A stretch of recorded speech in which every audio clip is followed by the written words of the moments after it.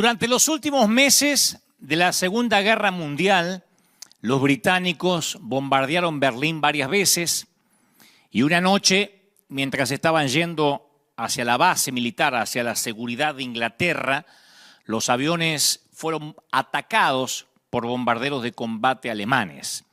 Y de alguna manera, un avión alemán apareció de la nada, los pilotos del avión británico observaron que el avión alemán se acercaba cada vez más, hasta que 5 balas hicieron impacto en el fuselaje cerca del tanque de combustible. Y la tripulación se preparó para lo peor, para la explosión, pero no pasó nada, no explotó. Vieron que había combustible derramándose por los agujeros de las balas, pero no había habido explosión. Y milagrosamente pudieron regresar a su base a salvo. Varias horas después de aterrizar, uno de los mecánicos se presentó en las barracas de la tripulación. Había encontrado 5 balas dentro del tanque de combustible arrugadas, 5 proyectiles arrugados, pero sin explotar. Y se los entregó al piloto. Y el piloto abrió las cápsulas y, para sorpresa de la tripulación, vio que no tenían pólvora.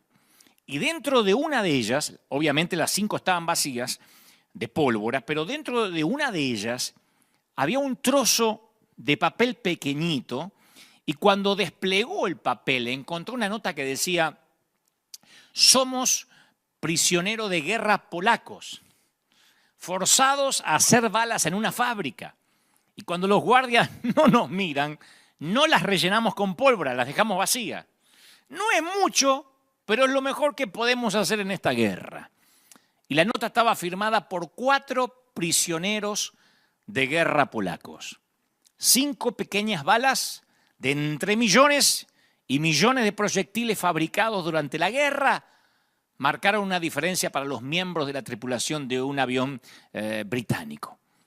Cuando yo pensaba y recordaba esta historia, que es absolutamente verídica, yo digo, ese es el poder de lo bueno que siempre se encuentra en lo pequeño. Y cuando uno va a las Escrituras, desde el principio, Dios ha elegido lo grande, lo pequeño sobre lo grande. Dios ha escogido lo más chiquitito por sobre aquello que parece inmenso, grandioso.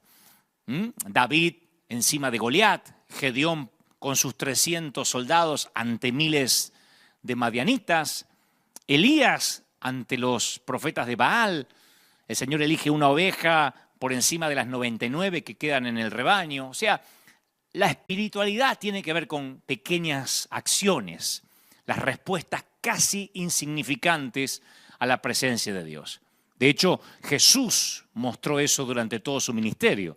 Decía la semana pasada, si uno ve a Jesús con ojos nuevos, que uno no lo mira con los ojos cansados, sí, esas historias ya las sé, las escuché un montón de veces.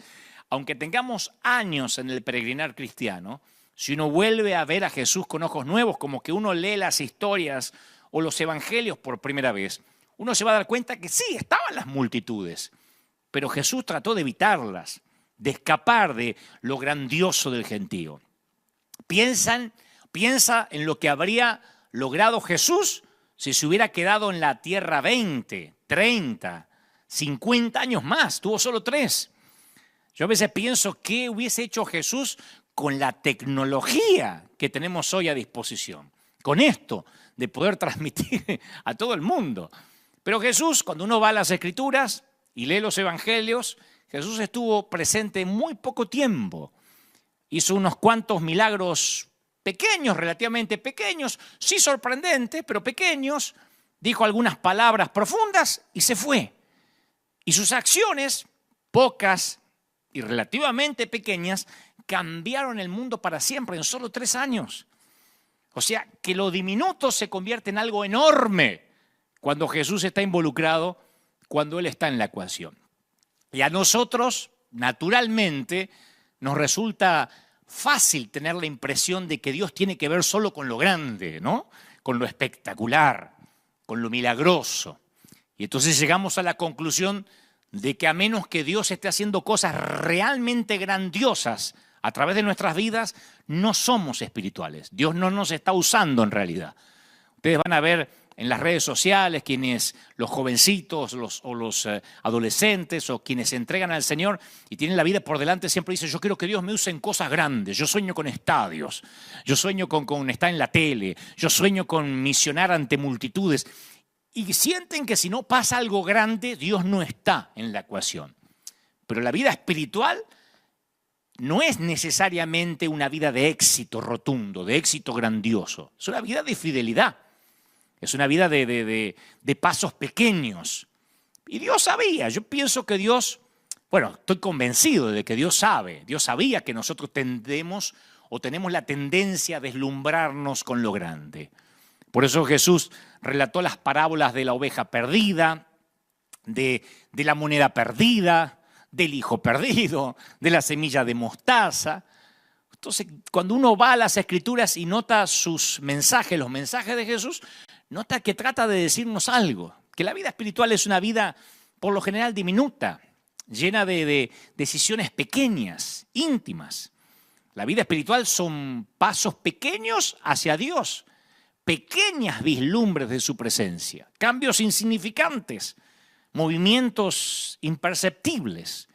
En el Evangelio de Marcos hay una historia de 4 versículos que cuando uno la lee parece más bien una digresión, o sea, algo que se sale de la línea del relato, en lugar de ser un evento significativo.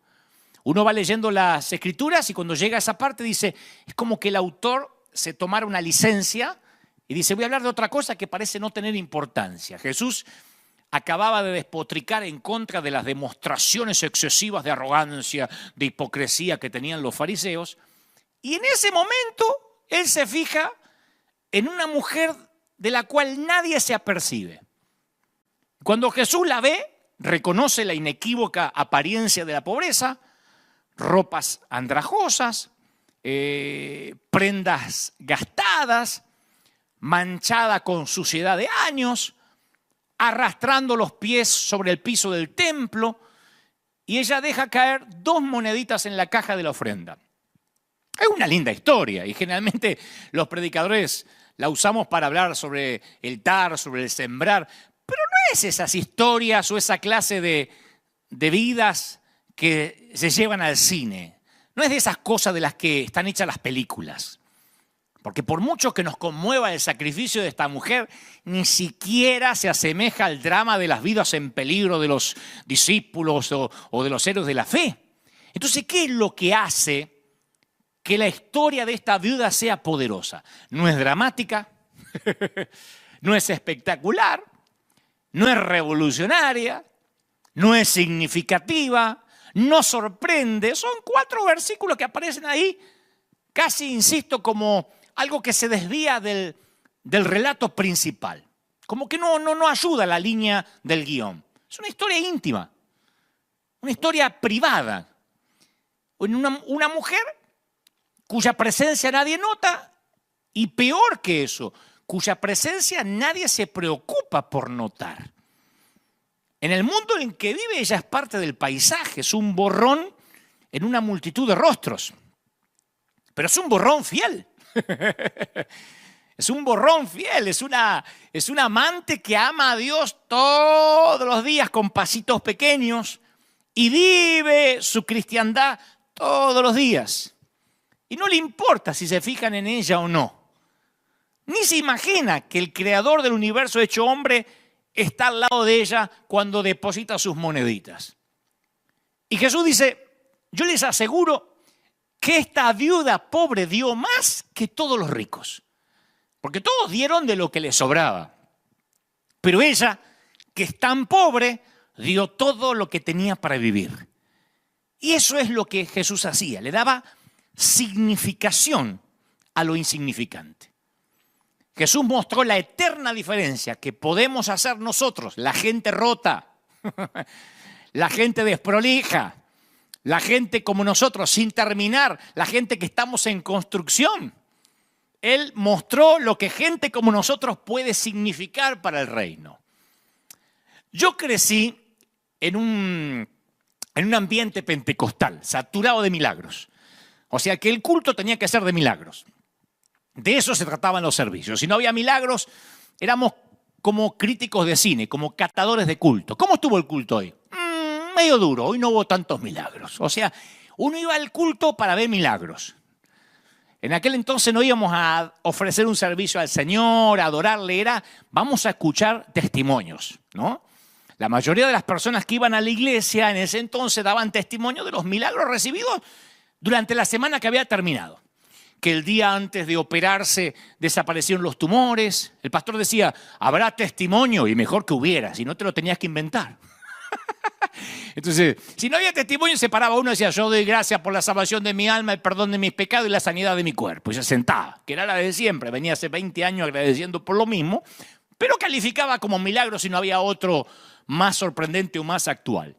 Pero la gente se paraba. El pastor decía, habrá testimonios hoy, tiempo de testimonios. Entonces se paraba la gente y decía, yo conseguí trabajo de una manera sobrenatural. Había como 300 en la fila y me eligieron a mí. Aleluya, gloria al Señor. Otro decía, yo conseguí estacionamiento cuando no había estacionamiento en todo el parqueo. Yo fui, justo había un espacio para mí. Gloria al Señor. Entonces los testimonios eran parte de mi niñez en la iglesia. De hecho, nuestra conversión, la conversión de los Gebel, fue porque mi mamá fue sanada de un cáncer terminal. Ella tenía pólipos intestinales, pólipos en la matriz, cáncer. Y un 1 de mayo de 1975, Dios sanó a mi mamá. Pero en esos días, y a partir incluso de la sanidad de mi mamá, para mí Jesús era como un gran mago. Porque siempre decían, Jesús quiere hacer un milagro. Deja que te haga un milagro, como si fuese un mago que está pidiendo hacer trucos, pero no lo dejan. Entonces siempre era Jesús, y así eran las campañas evangelísticas, hacían unos pasacalles, porque no había en ese entonces redes sociales, ni hashtag, ni memes, ni publicaciones virales. Entonces se hacían pasacalles que decían, Cristo salva, sana y liberta. Todos los días, menos los lunes. Porque los lunes era el día que no había campaña, ¿no? Cristo salva, sana y liberta todos los días, menos los lunes. Pero era eso, como que Cristo ofrecía milagros. Y yo creo en los milagros, como creía cuando era niño. Pero me desconcertaba que a veces la gente, otra gente de la misma iglesia, perdía el trabajo. O tenían un accidente. O se enfermaban. Esos eran los que, a la hora de los testimonios, calladito la boca. Porque eso no eran testimonios. Decir, perdía el trabajo, eran pedidos de oración, no era testimonio. Si a lo mejor al final se llamaba al altar, pasaban los que habían perdido el trabajo, los que se habían enfermado, pero se tenían que callar a la hora de los testimonios. Porque los testimonios era para que todos glorifiquemos a Dios. Y a mí me sorprendía que mi mamá había sido sanada de cáncer, pero otros morían de cáncer en la misma iglesia. Del mismo cáncer que fue sanado mi mamá. Entonces yo me preguntaba, ¿dónde estaba Dios? ¿O por qué Dios era tan arbitrario? ¿Por qué Dios era tan parcial? Lo más fácil era decir, lo que pasa es que el hermano se enfermó porque estaba en desobediencia. Yo me acuerdo de eso. Pastor, ore por mí porque esta semana me engripé muy fuerte y lo que pasa es que usted tiene un pecado oculto. Por eso la fiebre y la gripe no se le va. Yo escuchaba eso. Le agarró una enfermedad porque no estuvo firme. O escuché decir, si alguien se moría, por ejemplo, de la iglesia, la explicación era, Dios se lo llevó para que no se pierda. Dios sabía que si le daba vida se iba a perder en la droga, prefirió llevárselo. Y esa era la justificación de por qué Dios no lo había sanado. Después Dios quiere sanarte, Él quiere sanarte. Y si alguien no se sanaba, uno se sentía hasta con culpa de no sanarse. Sentía hasta vergüenza ajena del que no se sanaba o del que no recibía el milagro. Con los años de peregrinar cristiano, yo empecé a descubrir que la oración no funciona como una máquina de café donde uno introduce la petición y cae la respuesta y le agrega un chorrito de leche. Pero así nos enseñaban que funcionaba la oración. Si pedías algo y Dios no te lo daba rápido, estabas en pecado, en desobediencia o algo hiciste mal. Así nos enseñaban. De hecho, nos enseñaban todas las mañanas había que decir, Padre, encomiendo este día en tus manos. Acompáñame durante este día. Si ese día o un día te pasaba algo, lo primero que te preguntaba el pastor era, ¿y se acordó de entregarle su día a Dios? No. Por eso lo asaltaron. Por eso le robaron en la esquina. Porque a la mañana no entregó su día a Dios. Entonces decía, ay, sí, es que salí corriendo, me olvidé. Ay, ¿vio? ¿Cómo no quiere chocar el auto así? Ahora, Dios llena los cielos y la tierra. Si somos cristianos, Él vive en nosotros por el Espíritu Santo. Necesitamos asegurarnos con una frasecita que Él nos va a acompañar.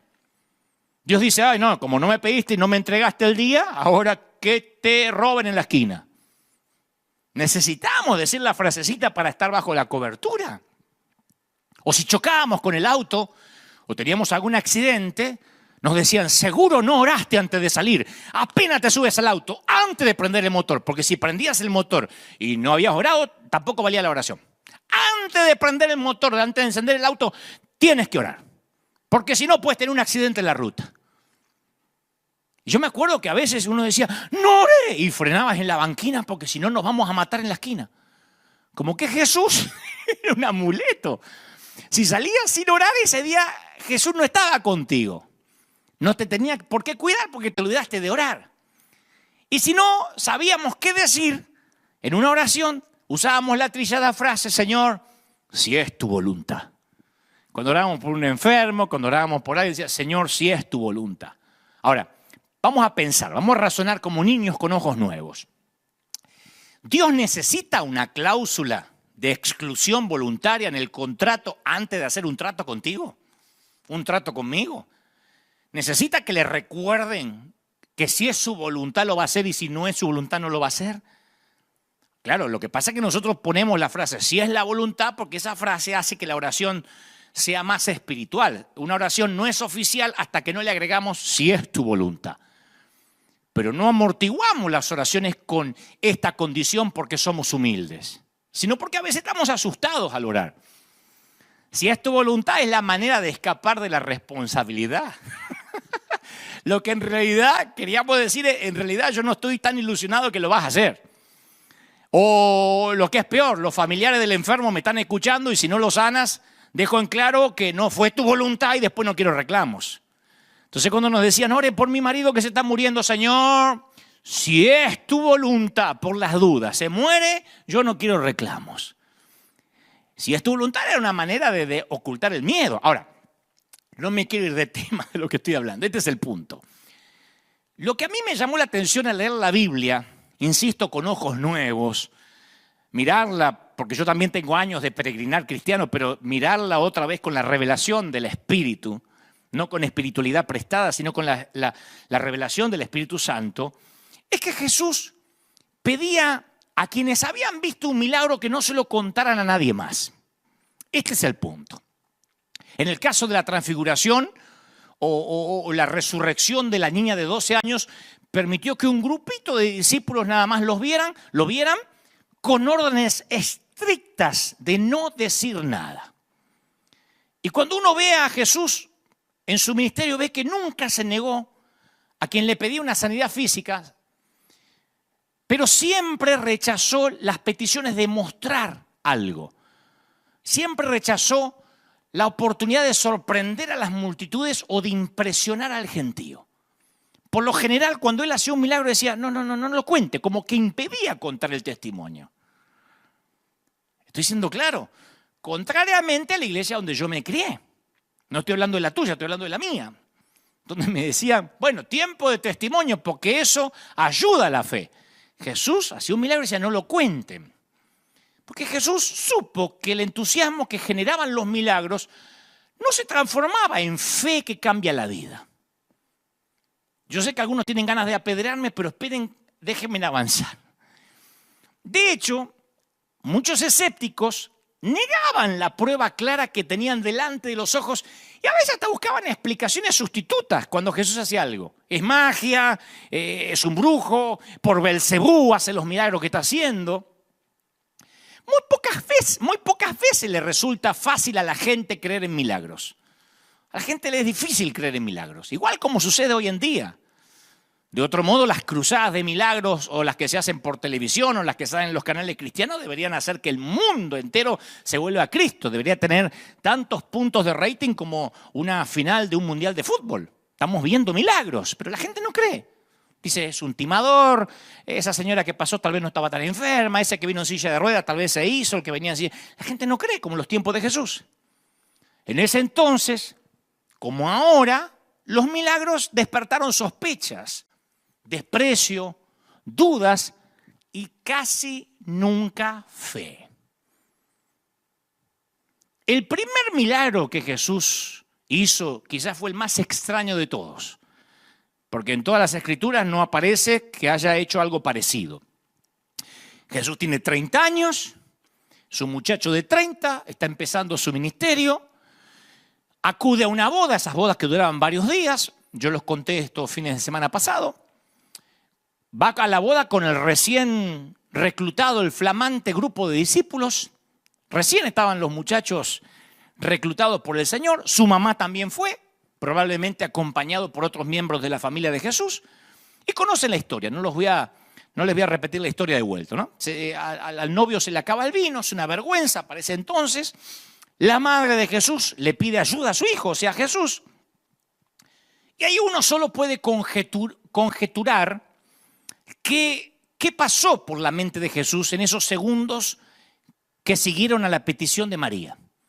Porque si Jesús intervenía, esto quería decir que su hora había llegado y a partir de ese momento su vida iba a cambiar. Por eso dice, ¿qué tienes conmigo, mujer? Todavía no llegó mi hora, ¿no? Porque él sabía que si se corría el rumor que él tenía esos poderes, iban a llegar peticiones de gente necesitada desde Tiro hasta Jerusalén.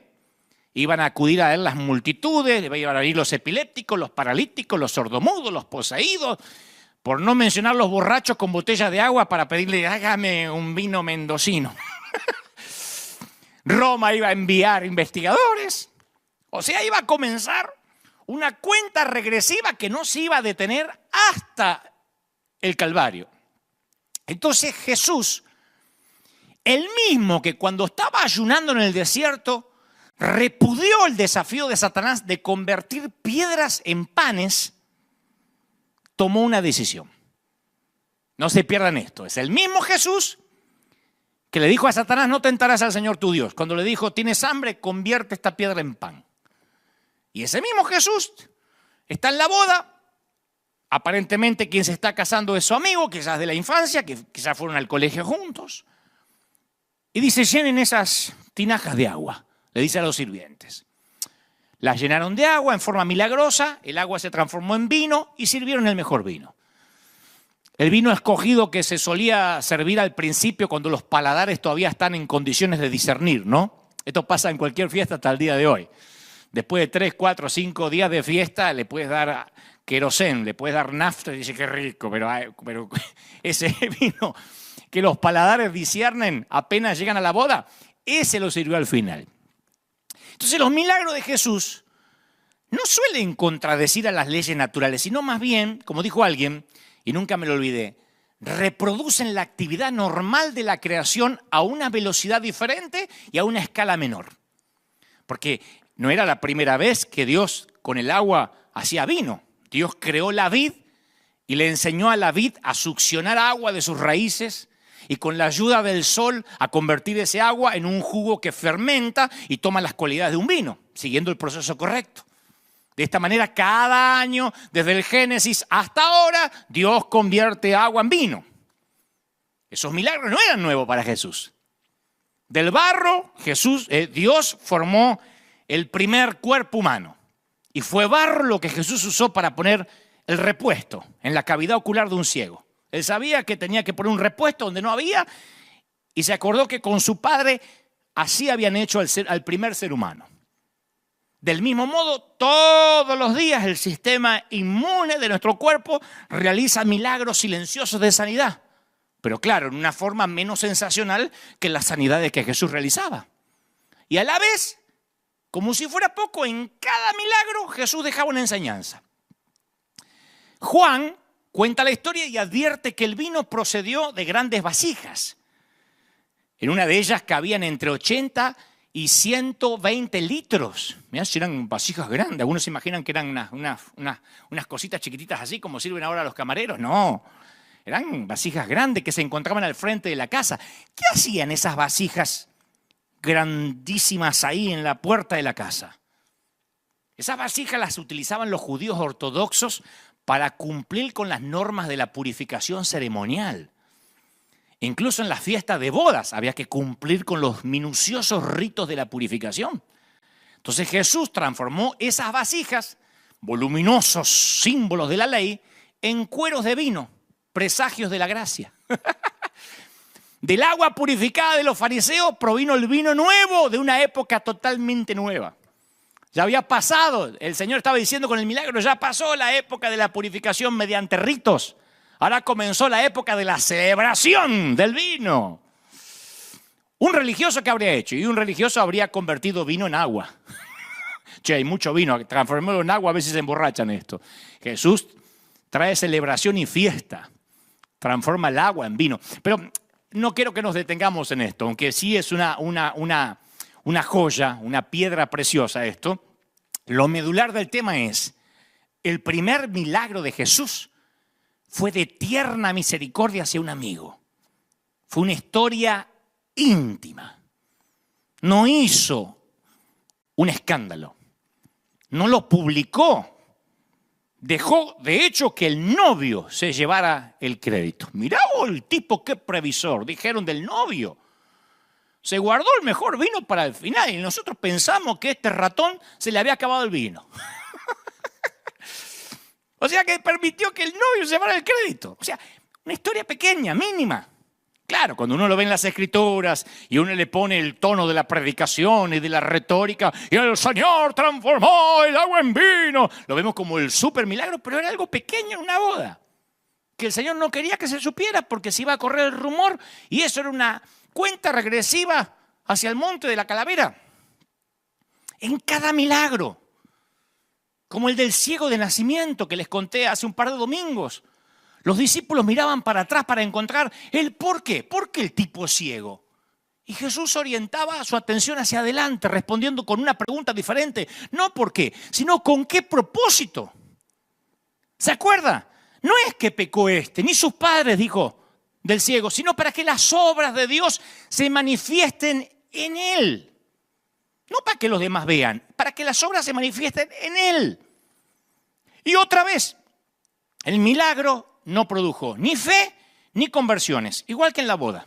Porque en la boda de Caná no salieron todos alabando al Señor, No salieron todos convertidos al Mesías porque habían visto el milagro. No, el crédito se lo dio al novio. No usó el milagro de la transformación de agua en vino como un pretexto evangelístico.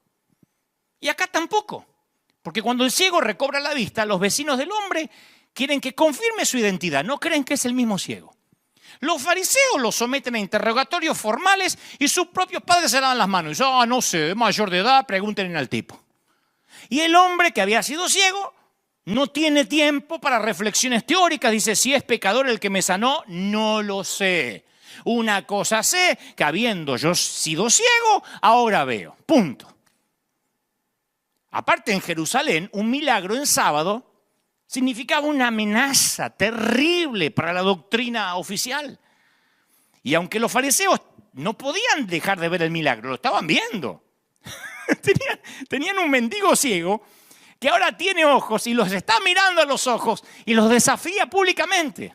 Ustedes dirán, ¿y cómo no cayeron de rodillas ante semejante tamaño milagro? Si en nuestra iglesia gritamos ¡aleluya! Cuando el hermano Ruperto encontró un estacionamiento, ¿por qué acá todos los fariseos no se convierten al ver un ciego que conocían como parte del paisaje?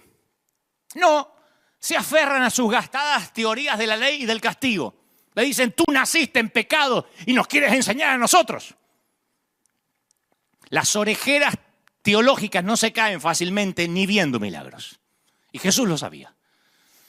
La respuesta a este milagro, como a la mayoría de los que se relatan en los evangelios, confirma un notable principio de la fe.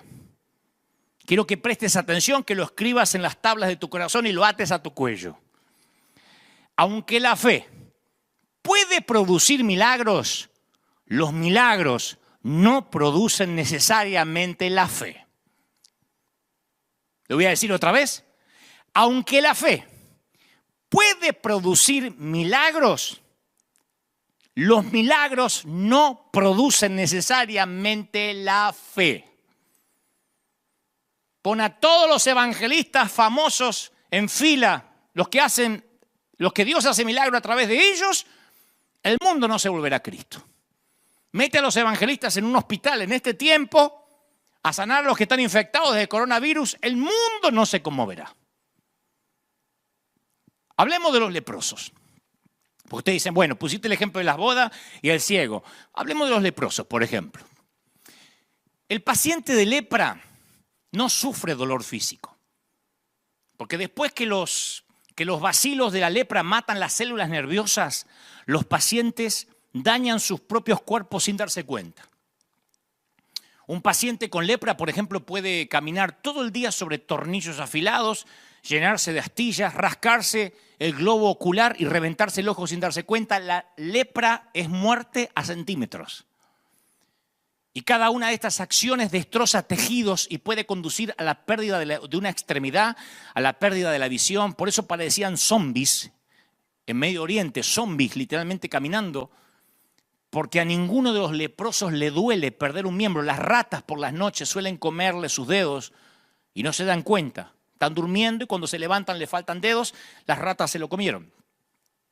Casi todo el dolor que experimenta un leproso no viene del cuerpo, viene de afuera. El dolor del rechazo de la comunidad que los rodea. Yo conocí a un joven que ya hace varios años, que se enfermó de SIDA, de HIV, y él no quería que su familia se enterara. De hecho, me lo dijo, no quiero que mi familia sepa por qué estoy internado. Él quería morir sin avergonzar a su familia, porque él aparentemente se había contagiado del HIV teniendo relaciones homosexuales. Y cuando sus padres se enteraron, finalmente, yo también los vi, se negaban a ver la razón por la cual su hijo estaba en el hospital. Y su propia madre, y me consta, que había traído ese cuerpo al mundo, no quería tocarlo.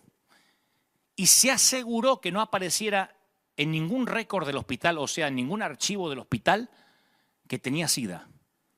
A todos les dijo que murió de cáncer.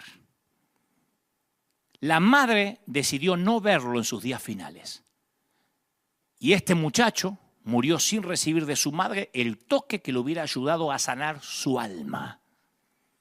Porque ella no quería, no tenía esperanza de que se iba a sanar. Él quería abrazar a su mamá y de alguna manera pedirle perdón. Sus padres eran cristianos. Él quería pedirle perdón por irse así. Pero su madre se negó a verlo, dijo, a mí me hace mal. Y no me quiero enterar, no quiero saber ni lo que tiene. No quería escuchar al médico. Me contaba alguien cercano a la familia que cuando el médico iba a dar el parte decía, no, doctor, él lo que tiene es cáncer. Y el médico decía, no tiene cáncer. Sí, él tiene cáncer, es otro tipo de cáncer. No querían verlo.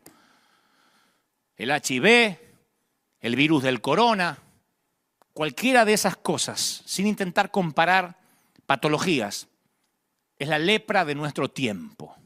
Vean los enfermos de COVID-19 cómo mueren solos, envueltos en bolsas de nylon, de algún modo leprosos, sin que nadie pueda despedirlos, sin que nadie pueda abrazarlos, simplemente tras una asepsia o tras unos nylon o unos protectores, un médico, un tipo que nunca vieron en la vida o un enfermero, es quien los despide en el último viaje a la eternidad, ni siquiera sus nietos, ni siquiera sus hijos. Esa es la lepra actual. Así que yo me puedo imaginar la indignación de la multitud cuando uno de esos parias pasa entre ellos para echarse a los pies de Jesús. Es como que ahora estamos aquí, todos con la mascarilla, con la distancia social, y alguien viene estornudando diciendo, ¡tengo corona! ¡Tengo corona! ¡Vengo a que me ore! La gente se enfadaría. Yo no vine acá a contagiarme, vine a adorar a Dios, gritaríamos. O gritarían unos cuantos. Y este leproso grita, Señor, si quieres, puedes limpiarme. No dijo si puedes, no desconocía el poder de Dios, no dudaba de su poder. Dijo, es probable que no quieras y lo entenderé. Si no quieres, lo voy a entender. Nadie me quiere tocar, Nadie me quiere orar, nadie me quiere sanar. Mateo, Marcos y Lucas incluyen la misma contundente frase. Jesús extendió la mano y lo tocó. Otra historia íntima.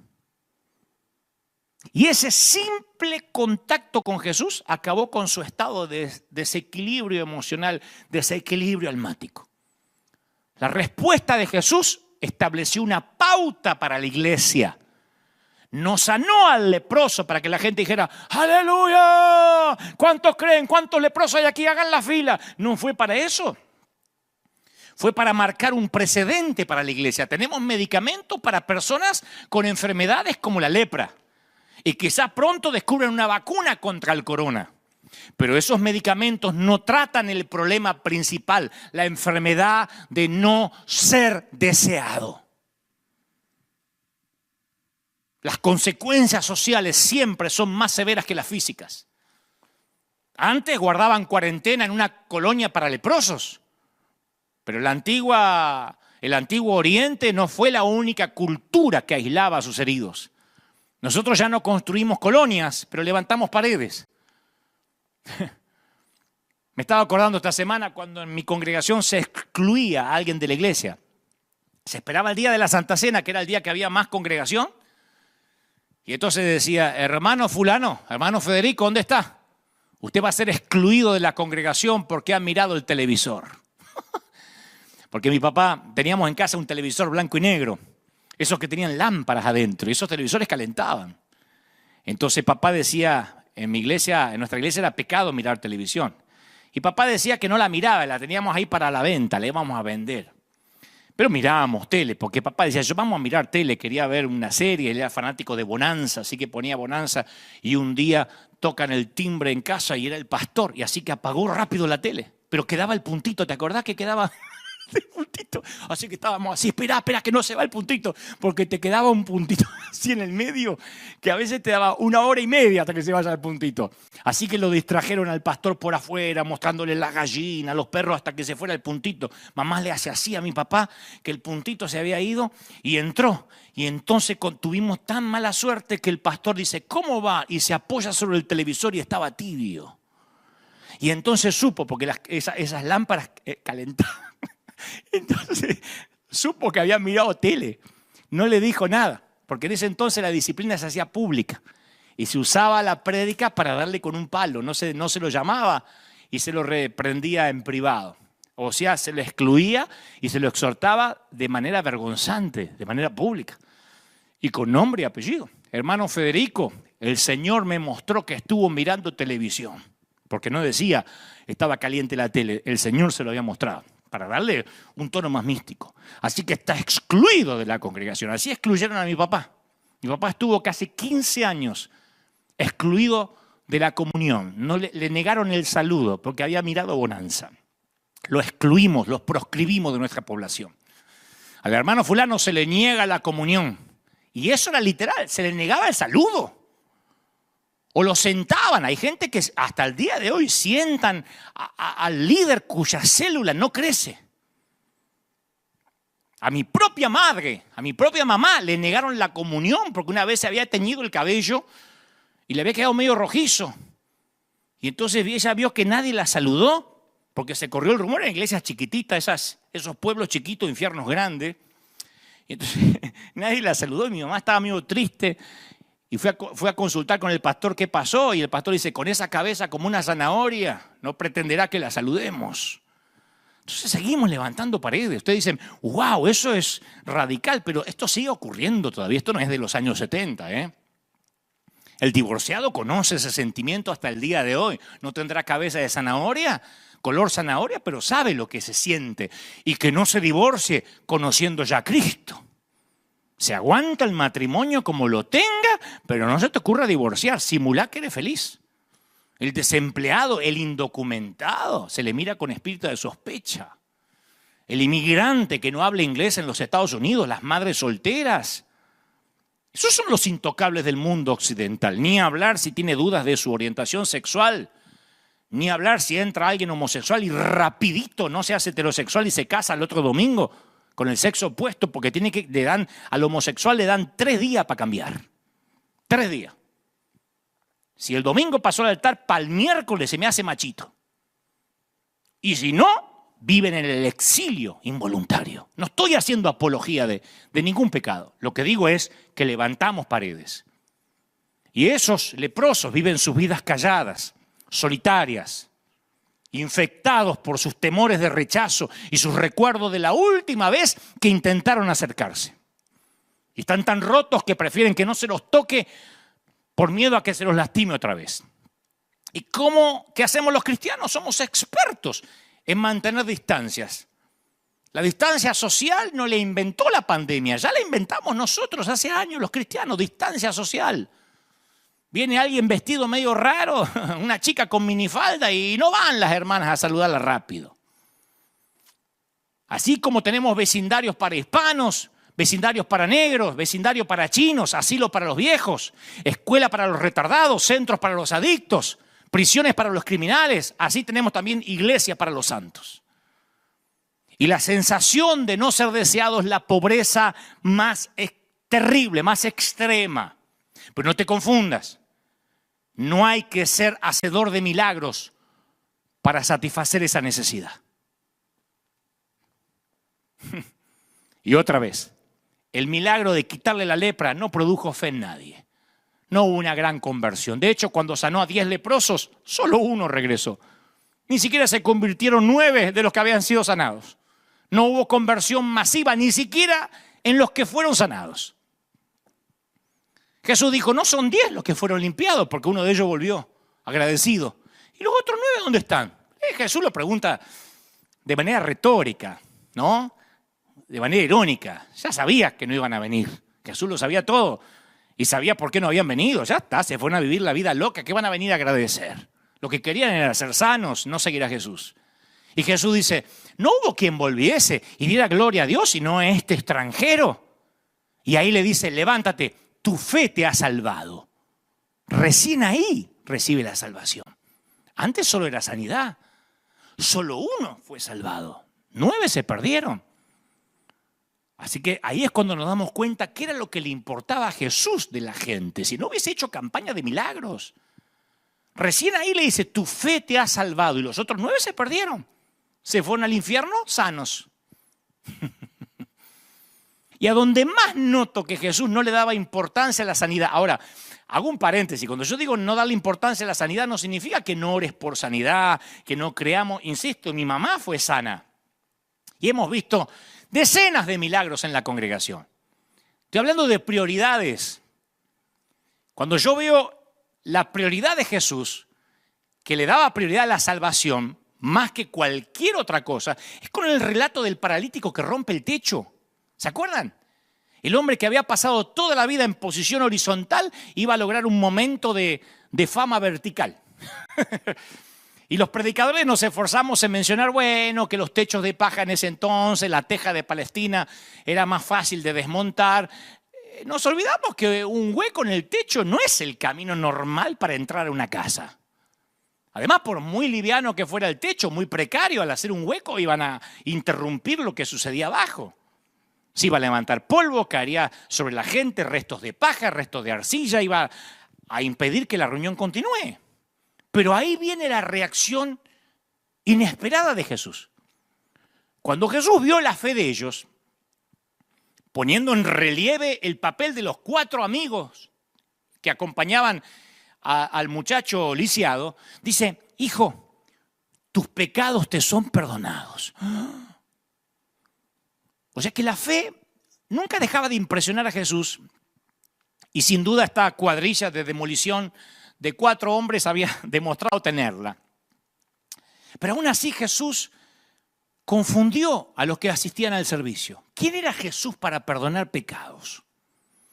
Y ahí empiezan los expertos religiosos a debatir acerca del derecho de Jesús a perdonar pecados, sin hacer caso del paralítico que está en medio de los escombros. Y Jesús silenció el debate con palabras enigmáticas, pero que resumen la actitud hacia la sanidad física. Le dice, ¿qué es más fácil? ¿Decirle al paralítico, tus pecados te son perdonados? ¿O decirle, levántate, toma tu lecho y anda? Y aunque dejó en suspenso la pregunta, Todo su ministerio da la respuesta. La curación física es muy fácil, sin duda alguna, para Dios. Para sanarlo bastaba una orden, pero para perdonarle los pecados tenía que subir a la cruz. Jesús nunca se encontró con una enfermedad que no pudiera curar, un defecto congénito que no pudiera corregir, un demonio que no pudiera exorcizar, pero sí se encontró con escépticos que no pudo convencer y con pecadores que no pudo convertir y con fariseos que no pudo hacerlos cambiar. Lo que pasa es que el perdón de los pecados requiere de un acto voluntario de arrepentimiento de parte del receptor. Por eso algunos de los que escucharon las palabras más elocuentes acerca de la gracia se fueron sin arrepentirse. Pues para que sepáis que el Hijo del Hombre tiene potestad para perdonar pecados, le dijo Jesús al sanar al hombre. Esa es una ilustración de lo inferior al servicio de lo superior. Jesús sabía que el desequilibrio espiritual tiene un efecto más devastador que cualquier dolencia física. Él sabía que alguien sanado sin arrepentirse no hacía sentido. Jesús no vino a sanar las células del mundo, sino vino a sanar sus almas. Si no, habría hecho, insisto, una gran cruzada de milagros en Alejandría, en Roma, en Jerusalén, y todos se habrían convertido. Pero los milagros no producen fe. La fe produce milagros. Un programa de 2 horas por televisión de milagros no producen fe en los escépticos. Y hasta por ahí nomás en los creyentes. Yo lo he visto incluso en nuestra congregación. Mientras están contando los testimonios, la gente corre al estacionamiento para que no les agarre el tránsito ni el trancón. O están hablando, mirando el celular. ¿Qué tenía usted? No podía caminar. Corra para allá, corra para acá. ¡Aleluya! Y la gente masticando chicle. Lo que pasa es que como vivimos en cuerpos materiales, le damos poco valor al mundo del espíritu. Y Jesús dedicó mucho tiempo a asuntos como la hipocresía, el legalismo, el orgullo, los celos, la falsa santidad, el fingimiento. ¿Quién conoce un ministerio por televisión que se dedique a sanar esos problemas? Pero conocemos muchos que se centran en dolencias físicas. La mayoría de la gente se siente atormentado por el más leve sufrimiento físico. ¡Ay, ore por mí, pastor, que me duele la cabeza! Rara vez se siente atormentado por el pecado. Y cuando se trata de milagros, Jesús tiene prioridades muy diferentes que la mayor parte de sus seguidores. Solo un milagro aparece en los 4 evangelios, que se realizó en las verdes colinas a orillas del mar de Galilea cuando la popularidad de Jesús iba en aumento. Se presentó el problema de la alimentación. ¿Se acuerdan? Les había predicado por horas, tenían todos hambre. Había, 5.000 hombres sin contar, sin mencionar mujeres y niños. Y Jesús toma 2 peces salados, 5 pequeños panes y realiza el milagro que todos estaban esperando. 3 de los evangelios, de los evangelistas, se detienen ahí. Solo Juan habla de lo que pasó luego. Dice que después de haber disfrutado por un día el milagro, querían otro. Lo que pasa actualmente, querían otro. ¿Nos puede hacer otro? Y ahí es cuando Jesús se muestra brusco y acusa a la multitud de tener motivos egoístas, de desear solo alimento para el estómago. Les decía, yo soy el pan de vida, cabezones. Yo soy el pan de vida. Si no coméis la carne del Hijo del Hombre y bebéis su sangre, no va a haber vida en ustedes. Pero ellos querían fast food, ellos querían comida rápida, querían hamburguesa, papa frita, querían empoderarse, querían pactar para comprar la casita, querían pactar para tener el auto, querían frotar la lámpara del genio y tener sus 3 deseos. Y no iban a renunciar fácilmente a su sueño. Es como pretender que la gente que acude a una noche de milagros venga a la reunión de oración durante la semana. No estoy criticando otras iglesias, pasa acá también. Acá hacemos cadena de 7 días en tiempos tradicionales, que son 7 días donde oramos por milagros y oramos por prosperidad y por la gente trae sus peticiones, repleto siempre, lunes, martes, miércoles, jueves, viernes, sábado, domingo, decimos vengan a orar y es un grupito así. Así somos. Y en los tiempos de Jesús encima había una vieja tradición judía que enseñaba que el Mesías iba a renovar la práctica de Moisés, se creía, de servir el maná diario, que no iban a tener que trabajar, que les iba a haber maná todos los días, igual que el éxodo de Israel, creían eso. Y cuando vieron la multiplicación de Jesús de los alimentos, dijo, eso es lo que hizo Jesús, lo mismo que Moisés. Entonces, con el milagro del día anterior, todavía haciéndoles la digestión, pidieron otra señal milagrosa. Se habían vuelto adictos con una sola comida, querían otro congreso de empoderamiento. Pero esa no era la clase de Mesías que esperaban. Ellos querían un Mesías que le hiciera muchos milagritos. Así pasó en la sinagoga. Señor, hemos escuchado que en las bodas de Caná transformaste el agua en vino. ¿Nos puedes hacer un milagro aquí? Y él dijo, no. Ustedes están ciegos, pobres y desnudos, se van a morir en pecado. Nunca les dio pan y circo porque se lo pedían. Entonces la multitud inquieta empieza a dispersarse, lo mismo que comieron. Yo sé que estás pensando, yo veo a Jesús tomar unos pececitos, unos panes, y comen un promedio de 8.000, 10.000 personas, no me muevo más de al lado de él. No, vieron el milagro, como no les hizo otro, empezaron a dispersarse y empezaron a quejarse. Y hasta los discípulos empezaron a decir, dura esta palabra, Señor, ¿quién la puede oír? Vamos a ver si vamos cambiando un poco el mensaje, porque así no vamos a reclutar mucha gente. Y muchos lo abandonaron, hasta una separación de discípulos, que solo Juan menciona. Y Jesús dijo, ¿queréis iros también vosotros? Le dijo a los 12. ¿Ustedes también, chicas, se quieren ir? Porque esto no es para cualquiera, ¿eh? Claro, los milagros atraían multitudes, aclamaciones, pero no fomentaban el arrepentimiento y la fe duradera. Por eso el Señor dijo, no cuenten esto, no quiero milagreros siguiéndome. No cuenten esto. Jesús trae un mensaje de obediencia, de sacrificio, no un espectáculo para buscadores de emociones. ¿Y por qué pensamos que eso cambió hoy? ¿Qué nos hace pensar que este Jesús hoy es otro Jesús? Que ahora sí Él quiere sanarte. Que ahora sí, señora vecina, en la esquina de su casa está parado Jesús. Salvando, sanando, librando. En la esquina de su casa, baratito, baratito. Estoy creativo hoy. El Mesías no iba a salvar al mundo con intervenciones de pan y circo. Iba a salvarlo con su propia muerte. Y Jesús dijo, la generación mala y adúltera es la que demanda señal. Digo, al que le quepa el poncho, ¿a dónde están los pastores ahora? ¿Por qué no sanan el coronavirus? La generación mala y adúltera son los que exigen señales. Eso dijo Jesús cuando alguien le pidió que desplegara sus poderes. Él dijo, yo no soy un superhéroe de Marvel. Querido evangelista, colega, recuerda estas palabras cuando quieras usar los milagros como anzuelo. Si usas los milagros como anzuelo, tendrás un público de generación adúltera y malvada. Harás uno y querrán otro. Dios hará otro y querrán otro y nadie se convertirá realmente.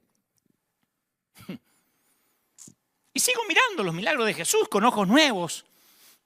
Y llego a la última gran señal que constituye un eje narrativo para todo lo que antecede y todo lo que sigue.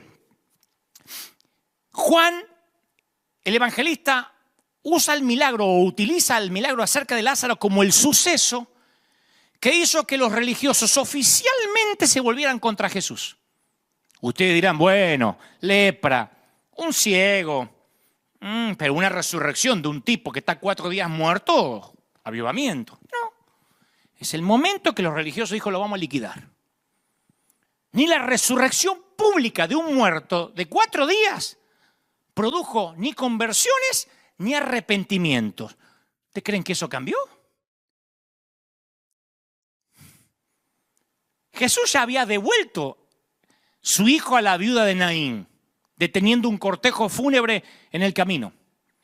Había devuelto a la hija de Jairo a la vida, la había traído de regreso a la vida casi con una frase juguetona. Niña, levántate. Como un padre que le dice a su hija que se acabó la siesta. Pero en el caso de la familia de Lázaro, Jesús ora en público. Es la única vez que ora en público. Dice, Padre, Gracias te doy por haberme oído.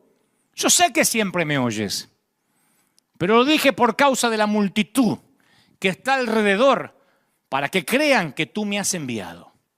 En ninguna otra parte había orado Jesús teniendo presente a los que los rodeaban. Pero la resurrección de un hombre, Lázaro, no iba a resolver el dilema del planeta Tierra. No nació el evangelio de Lázaro. Ninguna resurrección de ningún mortal alcanzaba. Era necesaria la muerte y la resurrección del propio Hijo de Dios. Por eso no encontramos algo como el avivamiento de Betania. Que Jesús, a partir de lo de Lázaro, todos trajeron sus muertos y empezó el avivamiento de Betania. De hecho, Juan agrega el detalle irónico que el milagro de Lázaro selló el fin de Jesús. Hasta acá llegó, dijeron. Y desde aquel día acordaron matarlo. A partir de ese día, las señales y maravillas de Jesús se acabaron. Entonces, al leer los relatos de algunos milagros de la época de Jesús, encuentro en ellos un significado muy diferente al actual de nuestras iglesias. Y es una autocrítica, muy diferente. Jesús le dijo a los incrédulos, si no oyen a Moisés y a los profetas, tampoco se persuadirán, aunque alguno se levantare de los muertos. Eso es un principio. Aunque una iglesia hoy se ponga a orar en contra del coronavirus y milagrosamente el virus desaparezca sin vacuna, nadie se va a arrepentir. El 9/11, el 11 de septiembre, cuando los aviones secuestrados por terroristas impactaron contra las torres más altas de Nueva York, las iglesias se llenaron durante semanas. Y después se tomaron vacaciones y empezaron a ir otra vez para Navidad y para Pascuas. Ni siquiera las grandes tragedias hacen que el mundo corra a los pies de Cristo. Ni los grandes milagros ni las grandes tragedias. Los golpes de emoción no producen conversiones verdaderas. Está resucitado Lázaro y los sacerdotes y los principales tratan de encubrir el milagro, tratando de matar de nuevo a Lázaro. Dice que planificaban también matar a Lázaro.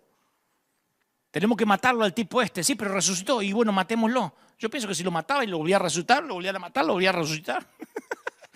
Con la prueba contundente de un milagro con patas, un tipo que caminaba entre ellos, conspiraron para destruir esa prueba. Gente, los milagros nunca cambiaron a la gente o la forzaron a creer o produjeron arrepentimiento. Y este es el secreto. De no ser así, no habría habido lugar para la fe. Bienaventurado el que creyó sin ver. Las señales siguen a los que creen. Los que creen nunca siguen a las señales.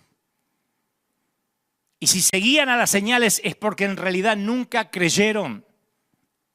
Por eso los cristianos, ciertos cristianos que no logran ver sanidades masivas en este tiempo, se dan cuenta que nunca creyeron en Jesús, que no estaban fundamentados sobre la roca, había arena en el fondo. Llegaron al fondo y había arena. Se acabaron las señales, se cerraron los templos y se acabó la fidelidad de cientos de gentes. Son los que, insisto, dicen, ¿dónde están los que sanaban? ¿Por qué no se sanan los infectados? No hay milagros, no hay panes ni peces, entonces ya el evangelio no hace sentido, no tiene sentido. La fe no es una póliza de seguro. En todo caso, un seguro no previene accidentes, sino que te da un fundamento firme para hacerle frente a las circunstancias, a las consecuencias. Si crees que la fe es una póliza de seguro, bueno, el seguro no te previene el accidente, te ayuda a enfrentar las circunstancias. Yo de chiquito me forzaba para tener más fe. Yo veía los testimonios de la gente de nuestra congregación, que era chiquita, pero contaban cosas milagrosas y los adultos me invitaban a desarrollar la fe, pero yo no tenía muchas pistas en cuanto a cómo proceder. Y al leer los relatos de sanidad en la Biblia, detecto en los evangelios una especie de jerarquía de fe, que a lo mejor también te has dado cuenta, ¿no? En la parte más alta de la jerarquía están quienes impresionaron a Jesús con una fe valiente, con una fe inquebrantable, un centurión, un impertinente mendigo ciego, una persistente mujer cananea.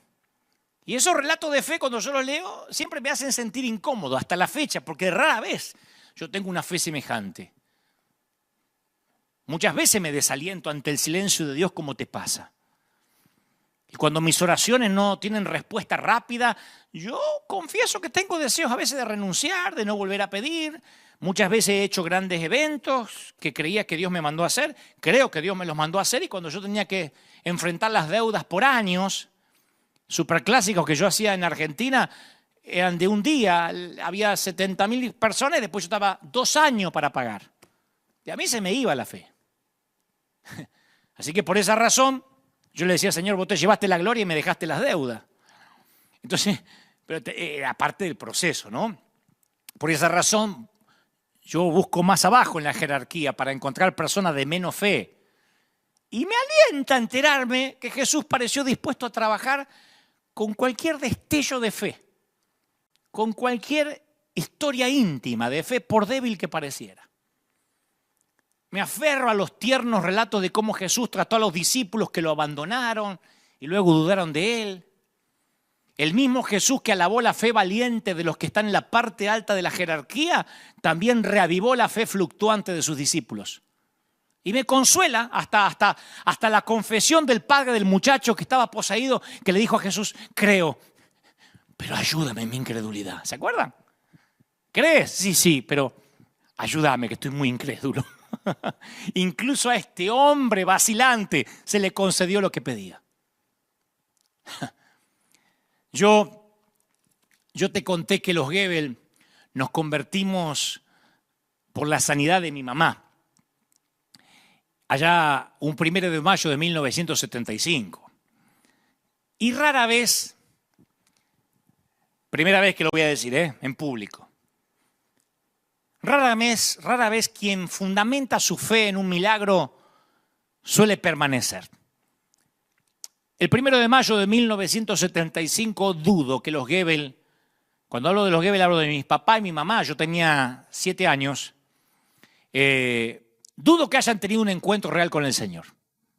No fue hasta mucho más tarde. Ellos, mi papá, al ver que mamá se sanó, que en vez de oficiar un funeral tenía a la vieja viva, dejó el alcohol y empezamos a congregarnos. Pero no tuvimos un encuentro con Dios, porque lo que nos atrajo fue el milagro, tener a mamá sana. Para mí Jesús, si me decías a mí con 7 añitos: Dante, ¿quién es Jesús? El que sanó a mi mamá. No sé si hubo un arrepentimiento. Conocimos a Jesús por un milagro. Y como era de esperar, las cosas se pusieron difíciles. Como era de esperar, la vida cristiana no es un paseo por el parque.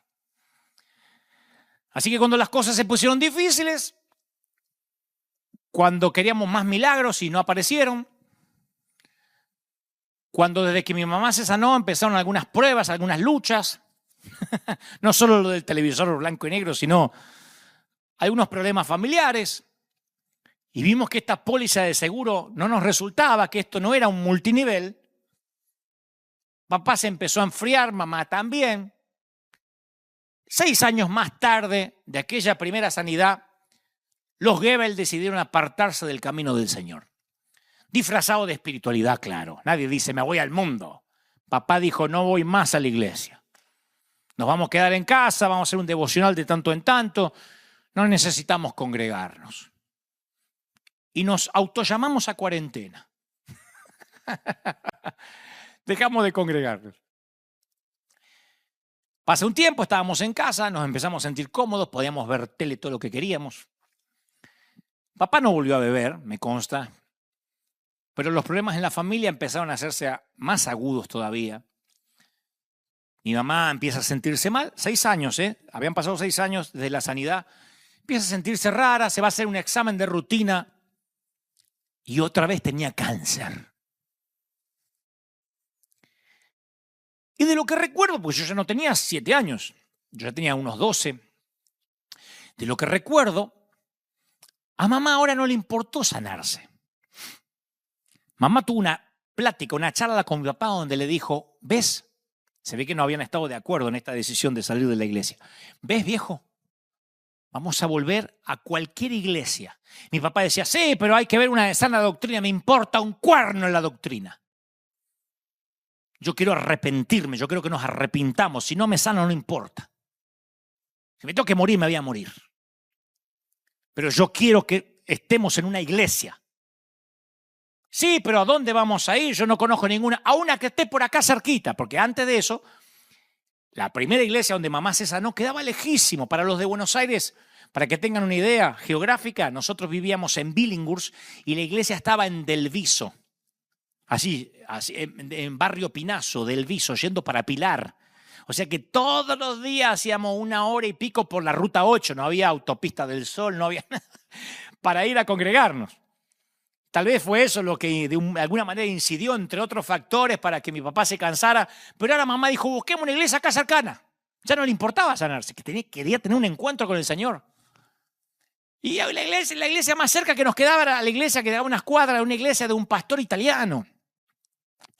No era pentecostal, asamblea cristiana, una iglesia muy amada. Fuimos muy felices ahí el tiempo que estuvimos. Y el pastor amadísimo, pastor que actualmente está en la presencia del Señor. Fuimos toda la familia, mi papá, como hicimos en Argentina, la cabeza agacha, la frente marchita, y todos. Ahí se nos fue el ánimo de criticar. Ahí no importaba si había orquesta, porque nos habíamos ido de la otra iglesia porque no compartíamos con esto, no compartíamos lo otro, no nos gustaba. Acá no preguntamos nada. Mamá estaba enferma de cáncer, nos vimos alejados de Dios y lo que hicimos fue arrepentirnos. Mi mamá lloró todo aquel servicio, un culto cortito era. Mi papá también lloraba en la iglesia del italiano, que no se le entendía nada, porque los italianos tienen esa particularidad. Años en Argentina y todavía hablan atravesado. Entonces mi mamá cuando termina el servicio le dice a mi papá, estaba mi hermano, yo dice, vamos a pedir al pastor que nos ore. Pero este no era un pastor como el que había orado por mamá hace años. El primero era brasileño.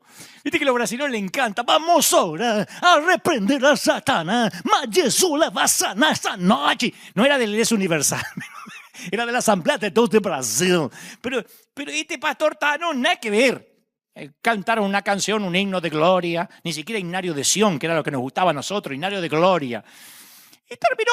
Y dijimos, se acerca mi mamá y dice, mire, yo fui sanada ya por Dios hace muchos años y quiero que usted ore por mí. Entonces el pastor Tano dice, guarda, sorella, lo come pastore parlerò a Dio.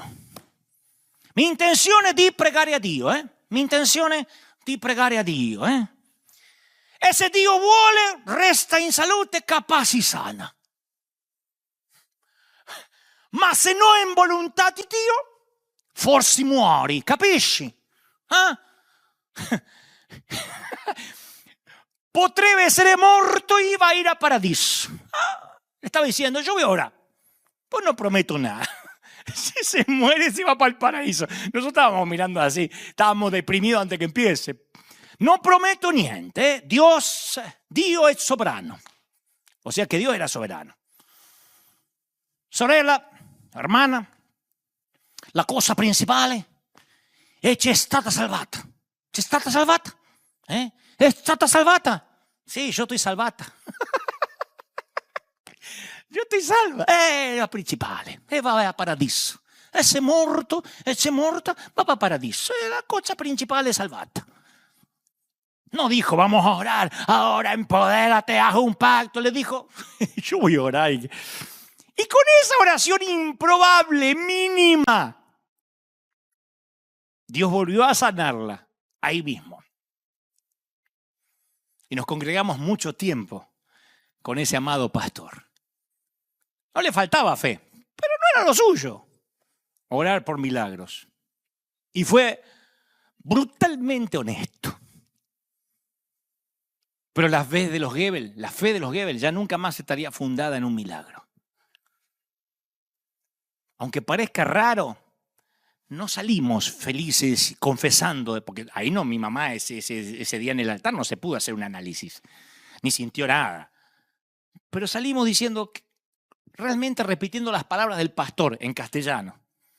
Si Dios quiere, mamá, te vas a sanar, y si no, te vas a ir con Él, pero ahora tenemos nuestro corazón en Él, no en lo que Él puede hacer. Claro, porque yo de chico veía los milagros como magia. Ahora de grande los veo como señales. Cuando Juan el Bautista languidecía en la cárcel, Jesús le envió informes de sanidades y resurrecciones para demostrar que sí, Él era el Mesías. Pero poco tiempo después, Juan murió en manos de un verdugo. O sea que el mensaje de Jesús a Juan no lo hizo nada para aliviar su condición física, ni lo sacó de la cárcel. Independientemente de esto, el mensaje sí expresó la naturaleza del reino que Jesús había venido a iniciar. ¿Me explico? El reino que Jesús había venido a iniciar era un reino de liberación, en el que los ciegos verían, los tullidos andarían, los sordos oirían, los leprosos quedarían limpios y los pobres serían liberados. Pero para algunos poquitos la liberación se produjo cuando Jesús andaba recorriendo los caminos de Galilea y Judea. Para otros, Juan el Bautista, los discípulos de Jesús entre ellos, no lograron para nada su liberación aquí en la tierra. Los milagros que realizó hicieron vislumbrar lo que debía ser el mundo. Algunos ven los milagros de Jesús como una interrupción de las leyes del universo físico. Pero como señales, sin embargo, desempeñan precisamente la función opuesta. La muerte, el deterioro, la entropía, la destrucción son las verdaderas interrupciones de las leyes de Dios. Los milagros son los destellos de esa restauración. ¿Me explico? Las curaciones que Jesús realizó no son milagros sobrenaturales en un mundo natural. Fueron las únicas cosas naturales en un mundo que no es natural, que está demonizado, perdido y herido. El que tenga oídos que oiga. Voy a regalarte esta última historia íntima para terminar. No es de la Biblia, es de la congregación. A los 76 años de edad, Gertrudis, decidí cambiar el nombre para preservar su identidad. Gertrudis me gusta. Es muy similar al que ella tiene. Gertrudis comenzó a preocuparse a sus 76 años por los jóvenes de su iglesia, de modo que se ofreció como voluntaria para ayudar en el grupo juvenil. ¿Qué le gustaría hacer?, le pregunta al líder juvenil, a ver, una anciana. Y dice, no sé, pero a Dios y a mí se nos va a ocurrir algo. Gertrudis no era buena para hablar en público y se sentía demasiado mayor para participar en los juegos, en las dinámicas. Pero tomó fotos de cada uno de los chicos del grupo juvenil. Pedía permiso, decía, ¿te puedo sacar una foto? Y tomaba fotos. Luego las imprimió, las fotos las colocó sobre unas tarjetas y escribió una información biográfica en la parte de atrás de cada tarjeta. Marina, de novia con Juan. Su papá es inconverso, su mamá trabaja limpiando casas. 3, 4, 5 cosas, una Wikipedia mínima de cada uno. Se memorizó la cara y la información de cada tarjeta y después se paraba en la puerta de la iglesia. Y a medida que entraban los jóvenes le daba la bienvenida a cada uno por su nombre. ¡Kevin! ¿Cómo estás? ¡Hey! Kevin sorprendido. ¿Cómo anda el Barça? ¿Y Messi? Me parece que va a dejar el club, ¿o es un rumor? Y Kevin sorprendido porque él está acostumbrado a que no le pregunten, a que nadie le importe de su vida. John, ¿cómo estás? Me enteré que tienes un nuevo trabajo, ¿eh? ¡Ah, qué bueno! Y aprendiste a hacer café. Y John se sorprende porque nadie le preguntó de qué trabaja, qué hace. Y eso empezó a sanar la estima de un montón. Y ya no venían por la predicación o por las dinámicas, sino por las 3, 4 palabras que Gertrude te decía a la puerta. Y al final de la reunión se paraba otra vez a la puerta y veía quién se le había escapado a la entrada para decirle, ¡hey! No te olvides, Godofredo, te espero la semana que viene. ¿Cuándo van a tener un hijo? Ya va mucho tiempo, tendrían que hacer uno, Y les prometí orar por cada uno. 10 años hizo eso. O casi 10. Y ya a sus 86, Gertrudis sufrió 3 ataques cardíacos. Y la posibilidad de su muerte causó dolor en todos los chicos del grupo juvenil. Querían ayudarla, decirle lo mucho que significaba para ellos, pero no sabían cómo hacerlo. Entonces una tarde, el líder juvenil tiene una idea. Dice, Gertrudis, nos gustaría hacerte tu funeral. Y ella dice, ya sé, yo quiero que me hagan el funeral, pero todavía no estoy muerta, querido. No, pero queremos hacerte tu funeral en vida, para que puedas oír cuánto significas para el grupo juvenil de nuestra iglesia. No nos sirve de nada que te hayas ido con el Señor y haya una foto tuya. Queremos que escuches. Y a Gertrudis le encantó la idea.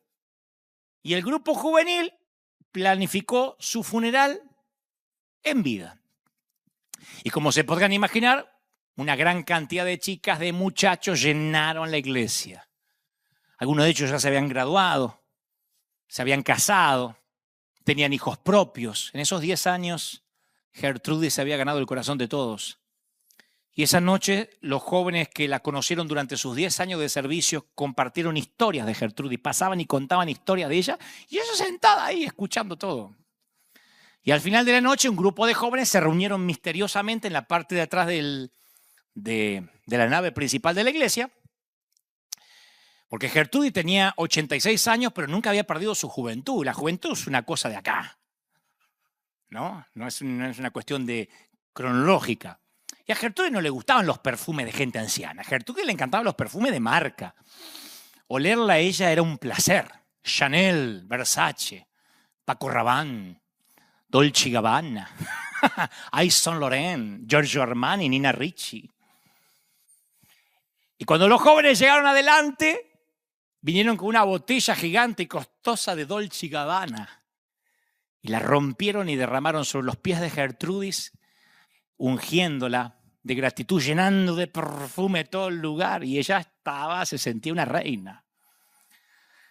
Porque al igual que la viuda que depositó sus 2 monedas en el templo, Gertrudis había dado lo que podía. Su vida no fue dramática, no fue espectacular, ni revolucionaria, ni significativa, ni sorprendente. Ella había tenido una historia pequeña, casi íntima, de esas que ningún evangelista usaría para tratar de despertar fe, pero de esas que llamaban la atención de Jesús. La espiritualidad tiene que ver con las pequeñas acciones, la significancia que el Señor le da a lo insignificante, las respuestas casi insignificantes a la presencia de Dios. Y al igual que la viuda con su pequeñísima ofrenda, la ofrenda de Gertrudis continuará viviendo mucho después de su partida. ¿Y sabes qué me alienta? Que tú y yo tenemos una historia íntima que mueve a Jesús. Me alienta mucho que Jesús no ande buscando hacer cosas demasiado grandiosas, sino que esté buscando vidas pequeñas, historias minúsculas. Yo pasé al altar un montón de veces, a arrepentirme en toda mi vida de juventud, de adolescencia, y sigo haciéndolo. Ninguno de esos pasos pasadas al altar fueron ¡wow! El arrepentimiento. Recuerdo esa fecha como un parteaguas. No. Yo pasaba un domingo pidiendo perdón y el miércoles ya la había fregado. Pero el otro domingo pasaba otra vez. Y ese segundo pasito, combinado con el primero, ayudaba al tercero. Y la tercera vez que pasaba ya estaba unos pasitos más adelante. Mi vida errática fue de pasos pequeños, movimientos ligeros de músculos espirituales. Y así, a los golpes, a los tropezones, como toda gente rota, fui construyendo mi peregrinar cristiano con el Señor.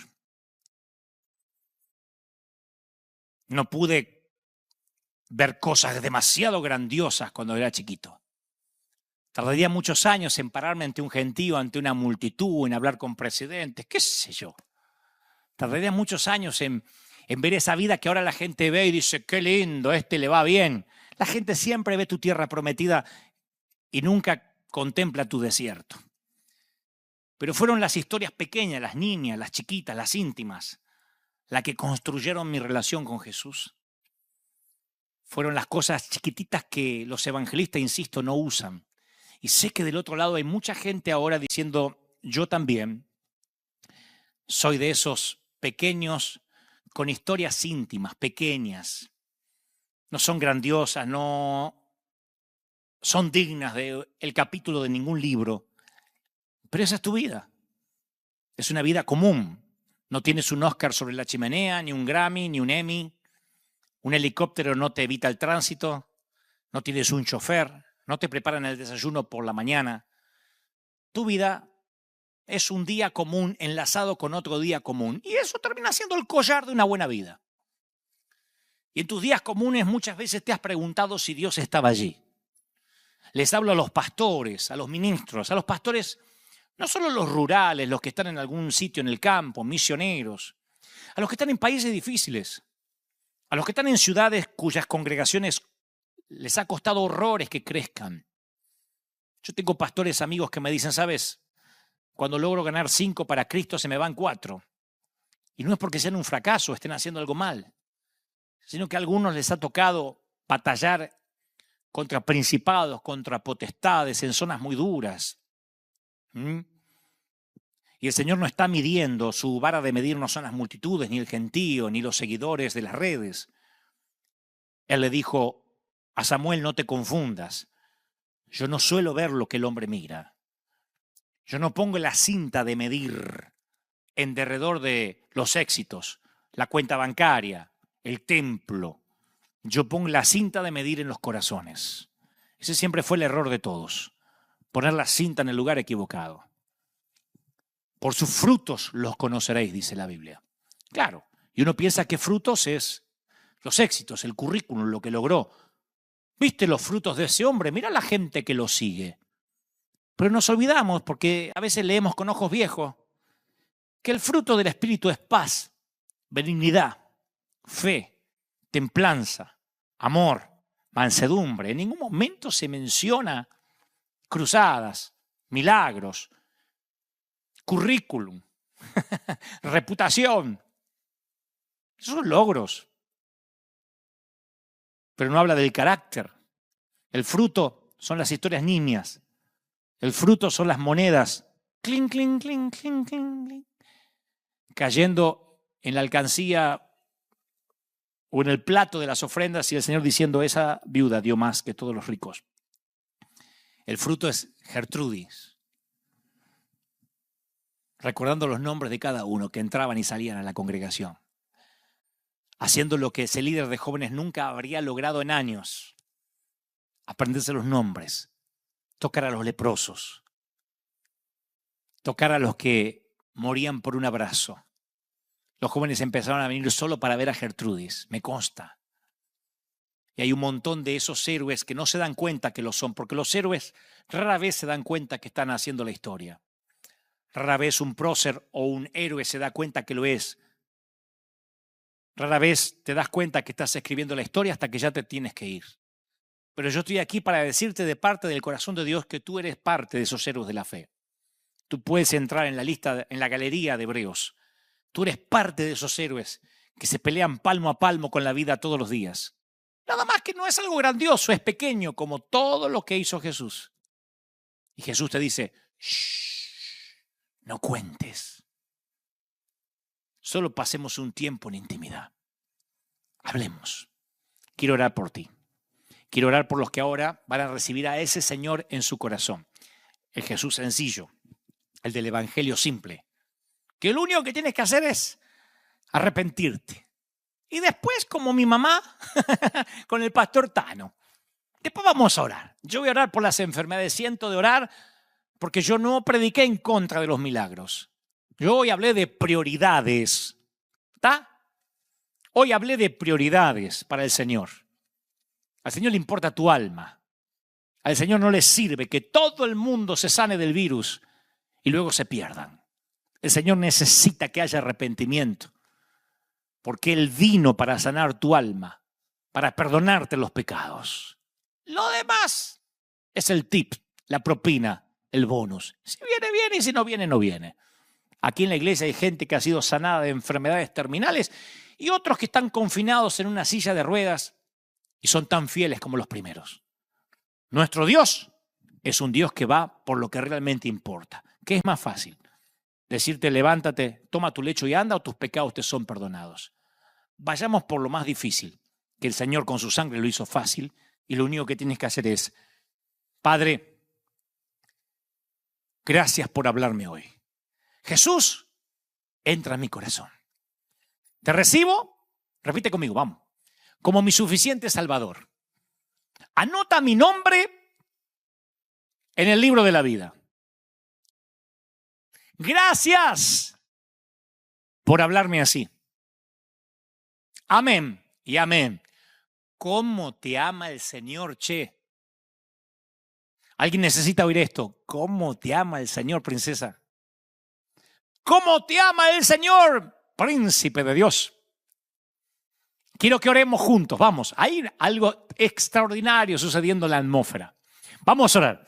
Vamos a orar por las enfermedades. Vamos a orar por los que tienen problemas financieros. Porque Dios sana, Dios liberta. Pero ahora que has entendido y que tu fe está puesto en el hacedor de milagros y no en los milagros. Ahora que tu fe está puesta en Cristo, en su rostro y no en su mano. Ahora que no eres de los que el milagro anterior todavía te está haciendo la digestión y estás buscando otro. Ahora vamos a decirle como le dijo el leproso a Jesús, Señor, si quieres puedes sanarme. Si no, entiendo, te voy a amar igual. Nada cambiará el amor que tengo por ti, Señor. Pero cómo me gustaría sanarme. Cómo me gustaría que hagas un milagro en papá. Cómo me gustaría que hagas un milagro financiero. Y yo, en lugar de hablar como evangelista y pastor pentecostal que lo soy, y decirte Dios lo va a hacer, vamos a confesar, voy a robarme, en el buen sentido, las palabras de un ministro que ahora está con el Señor. Vamos a orar. Si Dios quiere, va a sanar. Si no, al paradiso.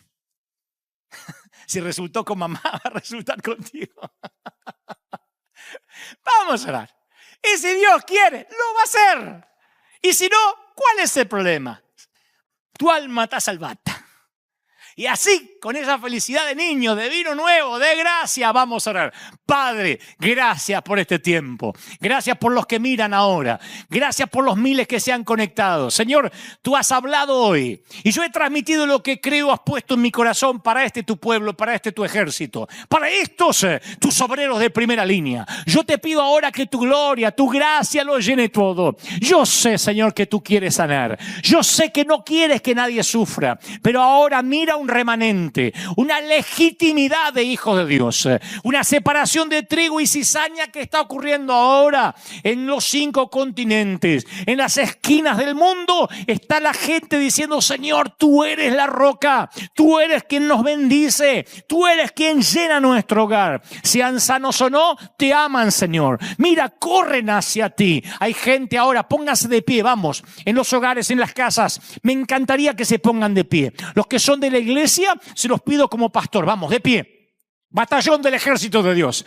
Escuadrón de emergencia en combate contra las fuerzas invasoras. Escuadrón de búsqueda de las almas. Vamos de pie. River, vamos de pie. Vamos a clamar. Yo voy a pedir para que esos milagros no se detengan, pero no sean ellos los que fundamenten la fe. Para que tengas un encuentro real con Cristo. Para que los cielos se te abran como a Saulo camino a Damasco y te transformes en ese Pablo que Dios quiere que deseas. Yo estoy orando ahora por toda América, estoy orando por Asia, por África, por Oceanía, por Europa. Oro por la República, mi querida Argentina. Oro por los argentinos, para que desde el presidente hasta el último ciudadano ahora entienda que es tiempo de volver a Dios. Es tiempo de que el mundo pide la manifestación de los hijos de Dios. Yo lo creo, lo declaro, lo confieso. Yo sé que algo ha ocurrido. Yo sé que algo está cambiando tu corazón. Y declaro bendición